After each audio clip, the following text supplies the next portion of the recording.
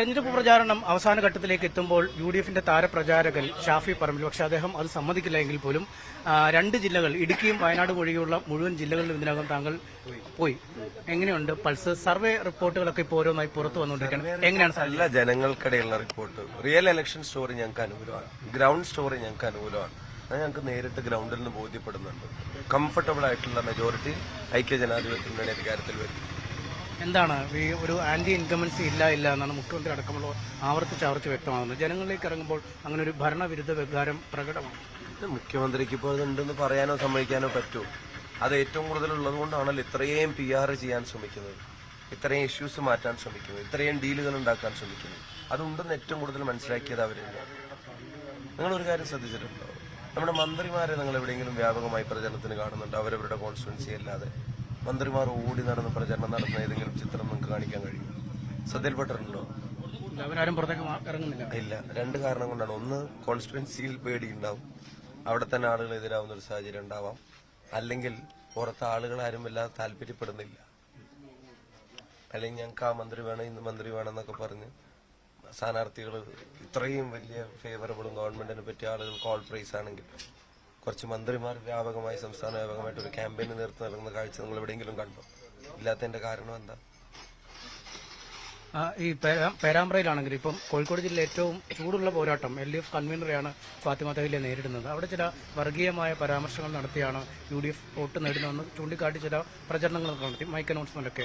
പക്ഷേ ഇപ്പോൾ സ്ഥാനാർത്ഥി തന്നെ തള്ളി പറഞ്ഞിരിക്കുന്നു, ഞങ്ങളുടെ അറിവോടുകൂടിയല്ല, ഞങ്ങളല്ല ഇതിന് പിന്നിൽ, ഇത്തരം കാര്യങ്ങൾ ശ്രദ്ധയിൽപ്പെട്ടപ്പോൾ തന്നെ നിർത്തിവെക്കാൻ പറയുകയാണ് താൻ ചെയ്തതെന്ന് TP രാമകൃഷ്ണൻ പറഞ്ഞു. എങ്ങനെ ഇതിനെ കാണുന്നു? നല്ല കാര്യം. ഞാൻ ചോദിക്കുന്നത്, പിന്നെ LDFന്റെ അനൗൺസ്മെന്റ് വാഹനത്തിൽ എഴുതി കൊടുത്ത് റെക്കോർഡ് ചെയ്തു, റെക്കോർഡിംഗ് സ്റ്റുഡിയോയിൽ നിന്ന് പ്രൊഫഷണൽ സൗണ്ട് റെക്കോർഡിസ്റ്റ് അത് റെക്കോർഡ് ചെയ്ത് പുറത്തു വന്നൊരു സാധനത്തിന്റെ പുറകെ ഞങ്ങളല്ല എന്ന് അവർ പറഞ്ഞാണ്. എന്താ പിന്നെ നമ്മൾ മറുപടി പറയും? കാഫിർ സ്ക്രീൻഷോട്ടിന്റെ പിന്നിൽ അവരായിരുന്നില്ല, TP ചന്ദ്രശേഖരന്റെ കൊലപാതകത്തിന്റെ പിന്നിൽ അവരായിരുന്നില്ല, ഫസൽവാദത്തിന്റെ പിന്നിൽ അവരായിരുന്നില്ല. അത്രയൊക്കെ പിന്നെ ഊഹിച്ചാൽ മതി. അതൊരു അജണ്ടയുടെ ഭാഗമായിരുന്നു. അങ്ങനെ ഒരു ചിന്തയിലേക്ക്. അല്ലെങ്കിൽ പിന്നെ എന്താ? പേരാമ്പ്ര പോലൊരു സ്ഥലത്ത് അവർക്ക് ഇത്രയും മെജോറിറ്റി ഉണ്ടെന്ന് അവർ പറയും വിശ്വസിക്കുകയൊക്കെ ചെയ്യുന്ന സ്ഥലത്ത് ഇതൊക്കെ അവർക്ക് പറയേണ്ടി വരുന്നത് എന്തുകൊണ്ടാണ്? ഒരനുഭവം വടകരയിൽ നേരത്തെ ഉണ്ടായിട്ട് പോലും അത്തരം സങ്കേതങ്ങൾ വീണ്ടും അവർ തേടുന്നതിന്റെ കാരണം എന്താ? അങ്ങനെ അറിയാതെ സംഭവിക്കാൻ ഇപ്പോൾ ഒരാളുടെ ടങ് സ്ലിപ്പ് ഒരാളുടെ പ്രസംഗത്തിൽ അറിയാതെ പറഞ്ഞുപോയി, അല്ലെങ്കിൽ പിന്നെ ഒരു എന്താ പറയാ ഒരു കമന്റ് പറയുന്ന കൂട്ടത്തിൽ അറിയാതെ പറഞ്ഞുപോയി. കാസർഗോഡ് ഒരു ലീഗ്, വനിതാ ലീഗ് നേതാവ് അത്തരത്തിൽ പ്രസംഗിച്ചു. അല്ല, ഞാൻ അതാ പറഞ്ഞ പ്രസംഗത്തിൽ ഒരാളിപ്പം എന്താ, എനിക്ക് ഇൻസിഡന്റ് എന്താണെന്ന് എനിക്ക് അറിഞ്ഞൂടാ, അത് പറഞ്ഞുപോയി. പക്ഷെ ഇത് ഞാൻ നേരത്തെ സൂചിപ്പിച്ചില്ല, ഇത് റെക്കോർഡഡ് സാധനമാണ്. എന്ന് വെച്ചാൽ ഒരു മാറ്റർ എഴുതി തയ്യാറാക്കി അത് അവിടെ പോയി പറഞ്ഞൊരു സാധനമാണ്. അത് എല്ലാ വണ്ടിയിലും പ്ലേ ചെയ്യാണ്. ഇതേ സാഹചര്യം തന്നെയായിരുന്നു വടകരയിലും നിലനിന്നിരുന്നത്. താങ്കൾ പാർലമെന്റിലേക്ക് എന്തോരം മറുപടി പറയേണ്ടി വന്നു? നിങ്ങൾ ഉൾപ്പെടെ എത്ര ഇന്റർവ്യൂ ഞാൻ അതിന് മറുപടി പറയേണ്ടി വന്നു. എന്നിട്ട് അവസാനം ഇപ്പം പിന്നെ കോടതിയിൽ പോലീസ് ലാസ്റ്റ് കൊടുത്ത റിപ്പോർട്ട് എന്താ? ആ റിപ്പോർട്ടിനകത്ത് പറയുന്നത് എന്താ? ഇവർ കൊടുത്ത റിട്ട് പെറ്റീഷനിൽ കൃത്യമായിട്ട് പറയുന്നത് എന്താ? റിബേഷ് എന്ന് പറയുന്ന DYFI നേതാവാണ് ഇതിനെ അവസാനം പിന്നെ കണ്ടെത്തിയത് എന്നുള്ളത് കൃത്യമായിട്ട് വടകര പോലീസ് കോടതിയിൽ കൊടുത്ത റിപ്പോർട്ടിൽ പറയാണ്. അപ്പോൾ അതങ്ങനെ നിൽക്കെ എന്തിനായിരുന്നു അത് ഞങ്ങളുടെ തലയിൽ കയറ്റി വെച്ച് ഈ പറയുന്ന ഏർപ്പാടെല്ലാം നടത്തിയത്? ഇതിന്റെ ഓരോന്നിലും ഇത് എവിടെയാ വന്നത് എന്നുൾപ്പെടെ പോരാളി ഷാജിയിൽ വന്നതിനെ സംബന്ധിച്ച്, അതുപോലെ പിന്നെ ഈ കോടതി റെഡ് എൻകൗണ്ടേഴ്സ് വാട്സപ്പ് ഗ്രൂപ്പിൽ വന്നതിനെ സംബന്ധിച്ച്, റിബേഷ് സൺ ഓഫ് രാമകൃഷ്ണൻ പിന്നെ അവരുടെ പേരിൽ the communal post was posted by him in the WhatsApp group of Red Encounters ഒക്കെ കോടതിയിൽ പോലീസ് കൊടുത്തിട്ടുള്ള റിപ്പോർട്ടാണ്. അവിടുന്ന് അങ്ങോട്ട് എന്താ അന്വേഷണം മുന്നോട്ട് പോവാത്ത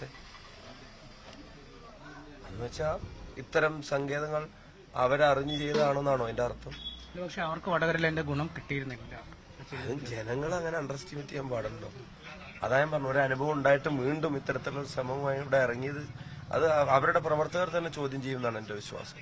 അതിനൊരിക്കലും ഗുണം കിട്ടില്ലല്ലോ, കിട്ടരുതല്ലോ. പക്ഷേ ഇത് പറയുന്നത് ഷാഫി വന്ന ശേഷം ഈ മേഖലയിൽ ഒരു ധ്രുവീകരണം ഉണ്ടാവുന്നു. വടകരയിലായാലും പേരാമ്പ്രയിലായാലും കുറ്റ്യാടിയിലായാലും നാദാപുരത്തൊക്കെയായാലും ഇത്തരം മേഖലയുള്ള ഒരു ധ്രുവീകരണം ഷാഫി കൊണ്ടുവരുന്നെന്ന് പരക്കെ അവർ പ്രസംഗിക്കുന്നു. ഷാഫി വന്ന ശേഷമാണ് ഇവിടെ കാര്യങ്ങൾ മോശമായി തുടങ്ങിയത്, അതുവരെ വലിയ പാരമ്പര്യമുള്ള നാടായിരുന്നു. അത്തരത്തിലൊക്കെയാണ് പലയിടത്തും പ്രസംഗിക്കുന്നത്. ഷാഫി വന്ന ശേഷം എന്ത് മാറ്റമാണ് ഈ മേഖലകളിൽ ഉണ്ടായത്? അല്ലെങ്കിൽ അങ്ങനെ ഒരു മാറ്റമുണ്ടോ? ഞാൻ വന്ന ശേഷം എന്തിനെങ്കിലും ശ്രമിക്കുമെങ്കിൽ അത് ഏകീകരണത്തിനാണ്, ധ്രുവീകരണത്തിനല്ല. ഇപ്പം എന്നെ പൊളിറ്റിക്കൽ പോയിസൺ എന്നൊക്കെ വരെ വിളിക്കുന്നതിന് കാരണമായത് കാഫിർ സ്ക്രീൻഷോട്ടാണ്. അതിന്റെ പിന്നിൽ ആരാ? ഇപ്പൊ കേട്ട അനൗൺസ്മെന്റ് അത് ആരുടെ വണ്ടിയിൽ നിന്നാ കേട്ടെ? പിന്നെ എങ്ങനെയാ കാരണം ഷാഫി ആവുന്നത്?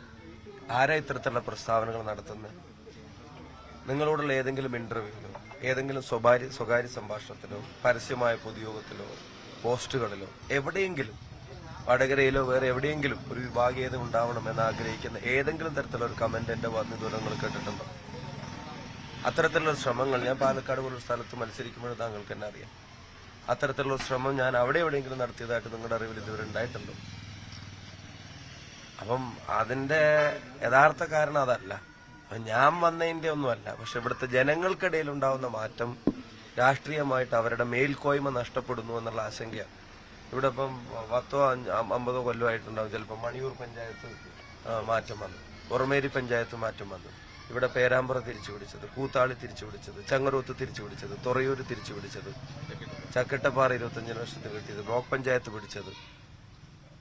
നിങ്ങൾ ഓരോന്നിങ്ങനെ എടുത്തു നോക്ക്. ഓരോന്നിങ്ങനെ എടുത്തു നോക്കുമ്പോൾ ഇത്ര കാലം ഇവിടെ ഇല്ലാത്ത റിസൾട്ടുകൾ ഇവിടുന്ന് ഉണ്ടാവുന്നു, ജനങ്ങൾ ഉണ്ടാക്കുന്നു.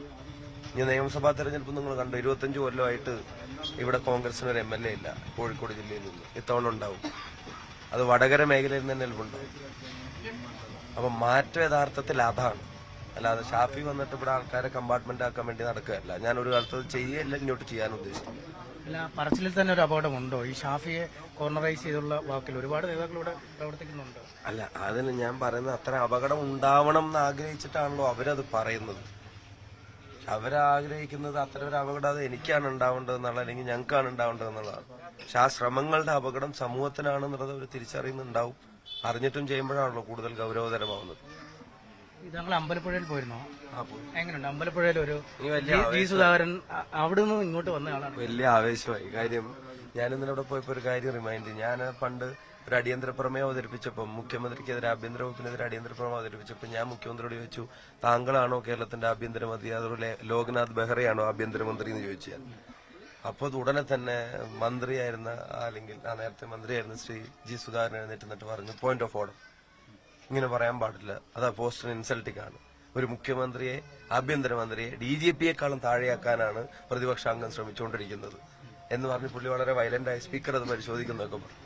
പുറത്തു വന്നിട്ട് എന്നെ പുറത്തു പൊട്ടിട്ട് പറഞ്ഞു, ഒരു പ്രതിപക്ഷ അംഗത്തിന് ഇതിലും നല്ല കരുത്തുള്ള വാചകം ഭരണകൂടത്തിനെതിരെ ഉപയോഗിക്കാനില്ല. പക്ഷെ സഭയിൽ അതിനെ എതിർക്കേണ്ടത് എന്റെ ഉത്തരവാദിത്വം. ഇവിടെ പുറത്തു വന്ന് ഞാൻ അഭിനന്ദിക്കുന്നത് താങ്കളുടെ ധർമ്മം നന്നായി നിറവേറ്റി എന്നുള്ളതുകൊണ്ടാണ്. ഞാൻ ഇന്നലെ പ്രസംഗം അവിടെ റീകോൾ ചെയ്തു. ഞാൻ പറഞ്ഞ അന്നേ ജി സുധാകരൻ അതാ. അപ്പൊ അദ്ദേഹം ശരിയെന്ന് തോന്നുന്ന കാര്യങ്ങൾ പറയാൻ മടി കാണിക്കാറില്ല. ഇപ്പൊ പാർട്ടി ഭരണക്കാരുടേത് മാത്രമായപ്പോ, പാർട്ടി ഭരണത്തെ മാത്രം സ്നേഹിക്കുന്ന കുറച്ച് ആളുകളുടെ ആയപ്പോ പാർട്ടിക്കകത്തു നിന്നുള്ള എതിർ ശബ്ദങ്ങൾ ഉണ്ടാവുന്നു. ആ എതിർ ശബ്ദങ്ങള് പിന്നെ അതിനകത്ത് അസഹിഷ്ണുത പ്രകടിപ്പിക്കുക. മുഖ്യമന്ത്രി അദ്ദേഹത്തിന്റെ പ്രവൃത്തിയെ ചെറ്റത്തരമെന്നാണ് വിശേഷിപ്പിച്ചത്. അതിന് അദ്ദേഹം പറഞ്ഞ മറുപടി കേട്ടിരുന്നല്ലോ, അടിസ്ഥാന വർഗത്തിന്റെ പുരയുമായിട്ട് ബന്ധപ്പെട്ട് അദ്ദേഹം പറഞ്ഞ കമന്റ്. പക്ഷേ CC മുകുന്ദൻ BJP പോയി മത്സരിക്കുകയാണ്, മുഖ്യമന്ത്രിക്ക് യാതൊരു കുഴപ്പമില്ല. വൈക്കത്തെ അജിത്ത് BJP പോയിട്ടാണ് മത്സരിക്കുന്നത്. ഇടുക്കിയിലെ രാജേന്ദ്രൻ ഇപ്പൊ BJP-യാ. ജി സുധാകരനോട് പ്രശ്നമാണ്, TK ഗോവിന്ദനോട് പ്രശ്നമാണ്, കുഞ്ഞികൃഷ്ണനോട് പ്രശ്നമാണ്, BJP പോയവരോട് പ്രശ്നമില്ല. പ്രധാനമന്ത്രിക്ക് ഇവിടെ വന്നു കഴിഞ്ഞാൽ ശബരിമല പ്രശ്നമല്ല. അതിൽ പറഞ്ഞ ആരെ കുറ്റം പറയേണ്ടി വരിക? അപ്പം നേതാക്കന്മാർ തമ്മിലുള്ള ഡീലാണ്. രണ്ടുപേരും ആഗ്രഹിക്കുന്ന UDF തോൽക്കണം എന്നാണ്. പക്ഷെ ജനങ്ങൾ ആഗ്രഹിക്കുന്ന UDF ജയിക്കണം എന്നാ. അതേ സംഭവിക്കും. ഈ KSRTC ബസ്സിലെ യാത്ര എങ്ങനെയാണ്? പല വോട്ടർമാരും ചോദിക്കാറുണ്ട്, ഇതെങ്ങനെ നമുക്ക് ഇഷ്ടമുള്ള സ്ഥലത്തേക്ക് പോകാൻ പറ്റുമോ, ഓർഡിനറി ബസ്സിൽ പോകാൻ പറ്റുമോ? ഇപ്പൊ ഇവിടുന്ന് മൂകാംബിക്ക് വിനോദസഞ്ചാര തീർത്ഥാടനത്തിന് പോകണമെങ്കിൽ ഒരു വീട്ടമ്മയ്ക്ക് അവരുടെ വീടിന്റെ അവിടെ നിന്ന് കയറിയാൽ സൗജന്യം ഇറങ്ങാൻ പറ്റും. അതിന്റെ വലിയ ഇമ്പാക്ട് എന്ന് പറയുന്നത് ഇപ്പൊ നടപ്പിലാക്കിയ സ്റ്റേറ്റുകളിൽ, ഇപ്പൊ താങ്കൾ ചോദിച്ചത് വളരെ കറക്റ്റ് ആയിട്ടുള്ള ഒരു ചോദ്യമാണ്. നടപ്പിലാക്കിയ സ്റ്റേറ്റുകളിൽ ഏറ്റവും കൂടുതൽ ഇമ്പാക്ട് ഉള്ള ഒരു സ്ഥലം അമ്പലങ്ങളാണ്. അമ്പലങ്ങളും അതിന്റെ പരിസര പ്രദേശങ്ങളിലും അത് വലിയ ഇമ്പാക്ട് ഉണ്ടാക്കുന്നു. അവിടെ ചെറിയ ചെറിയ കടകൾ ഉണ്ടാവുന്നു, കൂടുതൽ ആളുകൾ യാത്ര ചെയ്യുന്നു, കൂടുതൽ വരുമാനം, എക്സ്പെൻഡിച്ചർ, മറ്റു കാര്യങ്ങൾ. അപ്പൊ ഇതുപോലൊരു നാരങ്ങ സോഡ കുടിക്കാൻ വേണ്ടി വരുന്ന പോലെ അതിൽ ഏറ്റവും കൂടുതൽ ഇമ്പാക്ട്. പിന്നെ ഇവരൊരു വലിയ വിഡിത്തം CP അതിനെ വിളിച്ചു പറഞ്ഞു, ഇത് KSRTC തകർക്കാൻ പോവാണ് എന്ന് പറഞ്ഞു. KSRTC തകരയല്ല ചെയ്യുക, KSRTCക്ക് അത് മെച്ചോ. കാരണം അവിടെ യാത്ര ചെയ്യുന്ന ഒരു യാത്രക്കാരി എടുക്കുന്ന ടിക്കറ്റ് സബ്മിറ്റ് ചെയ്യുമ്പോൾ ആ പൈസ ഗവൺമെന്റ് കോമ്പൻസേറ്റ് ചെയ്യും. അപ്പൊ KSRTCക്ക് അത് സ്ഥിരതയുള്ളതും വർദ്ധിക്കാവുന്നതുമായിട്ടുള്ള ഒരു വരുമാനമായിട്ട് മാറുക. ഏത് റൂട്ടിലേക്കും എവിടേക്കും സൗജന്യമാണ്. അതിന്റെ ടേംസ് ആൻഡ് കണ്ടീഷൻസ് എന്തൊക്കെയാണെന്നുള്ളത് പറയേണ്ടി വരും. പക്ഷെ വോട്ടർമാർ ഇത് ചെയ്ത് കഴിഞ്ഞ് നിങ്ങൾ മാറ്റി പറയുന്നത്, അതായത് പിന്നെ ഓർഡിനറി മാത്രമാക്കിയോ BPLകാർക്ക് മാത്രമാക്കിയോ അങ്ങനെ വരുമോ? അതങ്ങനെ പരമാവധി ലിമിറ്റ് ചെയ്യാനല്ലല്ലോ ഞങ്ങൾ നോക്കുക, പരമാവധി ആളുകളിലേക്ക് സൗകര്യം എത്തിക്കാനാണല്ലോ ഞങ്ങൾ നോക്കുക. എക്സാക്ട് ടേംസ് ആൻഡ് കണ്ടീഷൻസ് വരാനിരിക്കുകയാണെങ്കിൽ പോലും അതിൽ നിന്ന് പരമാവധി ആളുകളെ കുറക്കാനല്ല ഞങ്ങൾ നോക്കുന്നത്, അതിലേക്ക് പരമാവധി ആളുകളിപ്പോ വിചാരിച്ചിരിക്കുന്ന വീട്ടന്മാരൊക്കെ നമ്മളോട് ചോദിക്കുന്നുണ്ട്, എവിടെ വേണേലും എപ്പോൾ വേണേലും ഇറങ്ങി ഈ സോളോ ട്രിപ്പൊക്കെ നടത്തണമെന്ന് ആഗ്രഹിക്കുന്ന വീട്ടന്മാരൊക്കെ ഉണ്ട് ഒരുപാട് പേര്. അവർക്ക് അതിന് പറ്റാത്തത് പണമില്ലാത്തതുകൊണ്ട് ഏതെങ്കിലുമൊക്കെ ചില പ്രത്യേക കാറ്റഗറിയിൽ ഒക്കെ മാത്രമായിട്ട് പിന്നെ വളരെ ഓർഡിനറി മാത്രമായിട്ട് ഒതുക്കാവുന്ന ഒരു സ്കീമായിട്ടല്ല അത് ഉദ്ദേശിക്കുന്നത്. കുറച്ച് വിപുലമായി തന്നെയാണ് ഉദ്ദേശിക്കുന്നത്. കൂടുതൽ വിശദാംശങ്ങൾ തീർച്ചയായിട്ടും അറിയിക്കും. പക്ഷേ അപ്പോഴും മറുവശത്ത് ഇപ്പോൾ സമൂഹ മാധ്യമങ്ങളിലും നേതാക്കന്മാരൊക്കെ നേരിട്ടും പ്രസംഗിക്കുന്നത്, ഈ വയനാട് പിരിച്ചെടുത്തിട്ട് വീട് വെക്കാൻ കഴിയാത്ത നിങ്ങളാണോ KSRTCയിൽ സ്ത്രീകളെ സൗജന്യമായി യാത്രയ്ക്ക് കൊണ്ടുപോകുന്ന? പ്രതിപക്ഷത്തായിരുന്നിട്ട് പോലും ഞങ്ങൾ അവിടെ വയനാട് പിരിച്ചില്ലെങ്കിലോ വീട് വെച്ചില്ലെങ്കിലോ അങ്ങനെ ഡയറക്റ്റ് റെസ്പോൺസിബിലിറ്റി ഒന്നും ഞങ്ങളുടെ മേലെ വരാതിരുന്നിട്ട് പോലും ഞങ്ങളുടെ MLA ഉൾപ്പെടെയുള്ള ആളുകൾ ദുരിതാശ്വാസ നിധിയിലേക്ക് ഫണ്ട് കൊടുത്തിട്ട് പോലും ഞാൻ ഉൾപ്പെടെയുള്ള ആളുകൾ MP ഫണ്ടിൽ നിന്ന് റിയാബിന് വേണ്ടി ഫണ്ട് ഇതിനു വേണ്ടി വയനാടിനും മലനാടിനും വേണ്ടി 50 ലക്ഷം രൂപ അനുവദിച്ചിട്ട് പോലും പിന്നെയും പ്രതിപക്ഷ പ്രസ്ഥാനം എന്നുള്ള നിലക്ക് ഞങ്ങളും ആ ഒരു പ്രോസസ്സിന്റെ ഭാഗമാവാൻ കഴിയും. അതിന്റെ നടപടിക്രമങ്ങളുടെ ഭാഗമായി ചെറിയ കളക്ഷൻ നടത്തുക, ആ പൈസ കൊണ്ട് ഭൂമി വാങ്ങി അതിന്റെ രജിസ്ട്രേഷൻ പൂർത്തീകരിച്ച് നിർമ്മാണ പ്രവർത്തനങ്ങൾ ആരംഭിക്കാനിരിക്കുന്നു. We are fulfilling our responsibility. സമയം കാലതാമസം ഉണ്ടായി, അത് നിഷേധിക്കാൻ പറ്റില്ല. പക്ഷെ ഞങ്ങളെക്കാൾ അക്കൗണ്ടബിൾ ആയിട്ടുള്ള ഗവൺമെന്റ് മണി, ജനങ്ങൾ കൊടുത്ത പണി ഉപയോഗിക്കേണ്ട ആളുകൾ നിർമ്മിച്ചും കൊട്ടിഘോഷിച്ച് ഉദ്ഘാടനം ചെയ്തതും കൊട്ടിഘോഷിച്ച് പ്രചരിപ്പിച്ചതും PR വർക്ക് നടത്തിയതുമായിട്ടുള്ള ഇൻസിഡന്റിൽ സംഭവത്തിൽ ഇപ്പോഴും ഒരാൾ പോലും താമസം തുടങ്ങിയിട്ടില്ല. മിനിഞ്ഞാന്ന് രാത്രി വരും. അപ്പം അത് പറയുന്നതിനകത്ത് അർത്ഥമില്ല. ഞങ്ങള് ജനങ്ങൾക്ക് കുറച്ചുകൂടെ പണം കിട്ടേണ്ടിരുന്നല്ലേ ഈ കോൺഗ്രസ്? അതുണ്ടായി, അതിനകത്ത് പണം അത് ചിലപ്പോൾ ആദ്യം തന്നെ കുറെ ആളുകൾ ഗവൺമെന്റിലേക്ക് കോൺട്രിബ്യൂട്ട് ചെയ്തു. പിന്നെ ലീഗിന്റെ വലിയൊരു ക്യാമ്പയിൻ നടന്നു, അതിന്റെ ശേഷമാണ്. അപ്പം അത് ഞങ്ങളുടെ മനസ്സിൽ തന്നെയുള്ള ഒരു പ്ലാൻ, കിട്ടാവുന്ന അത്രയും പൈസ അതിൽ നിന്ന് കിട്ടുക. ബാക്കി പൈസ എന്തായാലും പാർട്ടി കണ്ടെത്തേണ്ടി വരും. KPCC അതിനകത്ത് ഫണ്ട് വെക്കേണ്ടി വരും. AICC ഞങ്ങൾ സഹായിക്കുമെന്ന് ഞങ്ങൾ കരുതുന്നുണ്ട്. ബാക്കി പിന്നെ സമാന മനസ്കരായിട്ടുള്ള ആളുകൾ സംവിധാനങ്ങളൊക്കെ അത് എന്തായാലും ഞങ്ങൾ പൂർത്തീകരിക്കാതിരിക്കില്ല. പുതിയ സർക്കാർ വന്നാൽ ഒരു കോൺഗ്രസിന്റെ പരിഗണന ഈ ഒരു കാര്യം അല്ല, അത് സർക്കാരുമായിട്ട് റിലേറ്റഡ് അല്ല, അത് പാർട്ടി എന്നുള്ള നിലയ്ക്ക് ഞങ്ങളുടെ റെസ്പോൺസിബിലിറ്റിയാണ്. അത് ഞങ്ങൾ നിർബന്ധമായിട്ടും ഞങ്ങൾ ചെയ്തു തീർക്കും. പ്രത്യേകിച്ച് രാഹുൽ ഗാന്ധി ഒരു വാക്ക് പറഞ്ഞിട്ടുണ്ട്. അപ്പൊ ഇനി അത് ചെയ്യാതിരിക്കാൻ ഞങ്ങൾക്ക് പറ്റില്ല, ഞങ്ങൾ ചെയ്യും. പിന്നെ ഞങ്ങളെ അക്കൗണ്ടിലെ പണത്തിന്റെ കണക്കൊക്കെ പുറത്ത് പറഞ്ഞു. നിങ്ങളോട് കുഞ്ഞികൃഷ്ണന്റെ വണ്ടി ചോദിച്ചപ്പോൾ നിങ്ങളോട് പറയേണ്ട കാര്യമുണ്ടോന്നല്ലേ ചോദിച്ചത്. പുതുതായി താത്വികമായിട്ട് അവലോകനം നടത്തുന്ന ആള് പറഞ്ഞത് ഏതോ ഒരു വിഡ്ഢി എന്തോ പറയുമ്പോഴത്തേക്ക് കണക്ക് പുറത്തുവിടേണ്ടതുണ്ടല്ലോ എന്ന്. കോൺഗ്രസ് അങ്ങനെ ചെയ്തില്ല. ഞങ്ങൾക്ക് കിട്ടിയത് ഇത്രയാണ്, ചെലവായത് ഇത്രയാണ്, ഇനി വേണ്ടി വരും, ഞങ്ങൾ ഞങ്ങളുടേതായിട്ട് രീതിയിൽ കണ്ടെത്തി ചെയ്യും എന്നുള്ളത് ജനങ്ങളുടെ മുമ്പിൽ പറഞ്ഞു. അല്ല, ചില പ്രയോഗങ്ങളൊക്കെ ഈ ശവന്തൂക്കി പോലുള്ള ചില പ്രയോഗങ്ങളൊക്കെ സ്വരാജിനെ പോലുള്ള ആളുകൾ എടുത്ത് അന്തരീക്ഷത്തിലേക്ക് ഇടുകയാണ്. കണ്ണാടി മുമ്പിൽ എന്ന് പറയേണ്ടി വരും.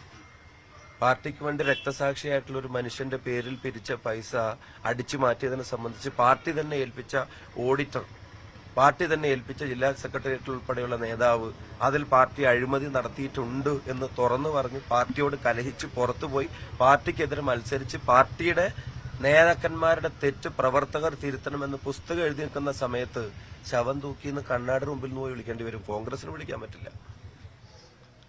ഓക്കെ, എത്ര നന്നായിട്ട് വരും, പേടിക്കണ്ട.